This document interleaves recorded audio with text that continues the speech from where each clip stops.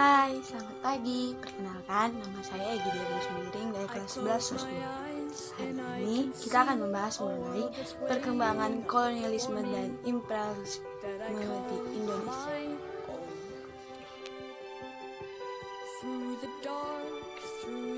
Nah, sebelum kita mempelajari lebih jauh mengenai kolonialisme dan imperialisme, ada baiknya kita mengetahui apa maksud dari keduanya. Yang pertama, kita akan membahas tentang kolonialisme. Kolonialisme berasal dari kata koloni yang artinya wilayah kekuasaan dan isme artinya paham. Kolonialisme merupakan paham yang menganut adanya pengembangan kekuasaan suatu negara atas wilayah beserta manusianya yang berada di luar batas negaranya. Dengan kata lain, kolonialisme adalah penjajahan suatu sistem di mana suatu negara menguasai negara dan sumber daya alamnya, tetapi masih berhubungan dengan negara asalnya. Di sini kita memberi contoh dari kolonialisme, yaitu salah satunya adalah Belanda. Seperti yang kita ketahui, pada saat Belanda menguasai Indonesia, mereka mengambil atau memanfaatkan sumber daya alam kita, bahkan memanfaatkan penduduk-penduduknya juga. Tetapi mereka juga masih berhubungan dengan negara asalnya, yaitu Belanda. Pada saat di Indonesia juga mereka membuat lembaga perdagangan negara mereka, yaitu yang kita kenal dengan sebutan VOC. VOC berada di Indonesia, tetapi di bawah kendali atau pusatnya berada di Belanda. Dari situ kita dapat melihat, walaupun mereka menjajah di negara kita, mengambil atau memanfaatkan negara Indonesia, tetapi mereka masih berhubungan dengan negara asalnya. Yang kedua, kita akan membahas mengenai imperialisme. Imperialisme berasal dari kata imperium yang artinya memerintah dan isme artinya paham. Imperialisme merupakan suatu sistem jajahan dibentuk dengan cara membentuk pemerintahan jajahan di wilayah yang dijajahnya. Dengan kata lain, imperialisme adalah suatu kebijakan di mana suatu negara besar dapat memegang kendali atas pemerintahan atau daerah lain agar negara itu dapat dipelihara dan berkembang. Di sini contoh negaranya adalah Inggris.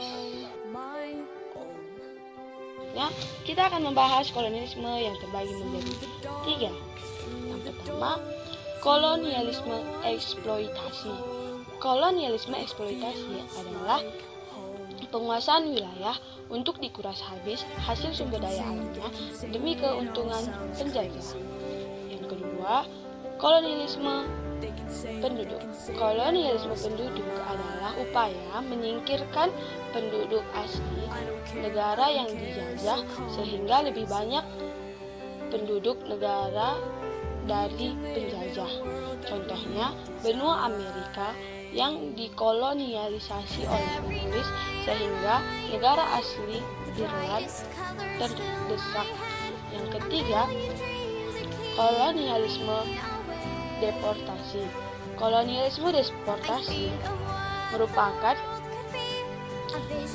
wilayah koloni yang dijadikan tempat pembuangan narapidana oleh negara penjajah. Contohnya, Australia merupakan koloni Inggris yang pernah menjadi tempat pembuangan narapidana Inggris.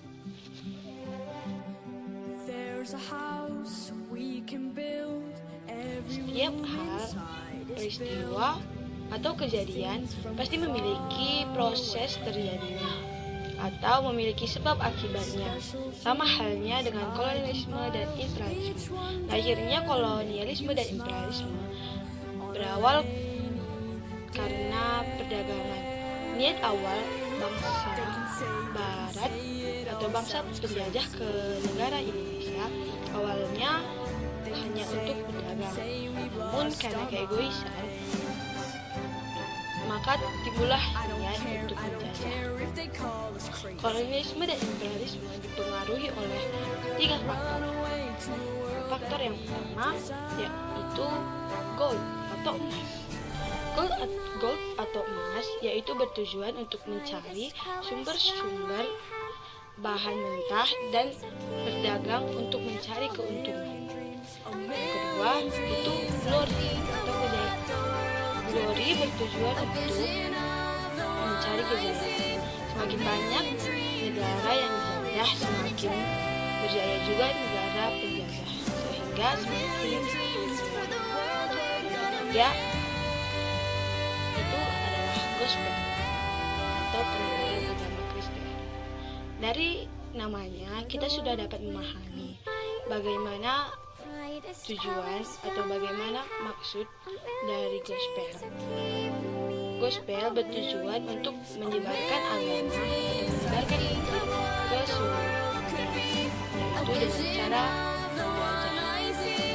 menjajah. Sekian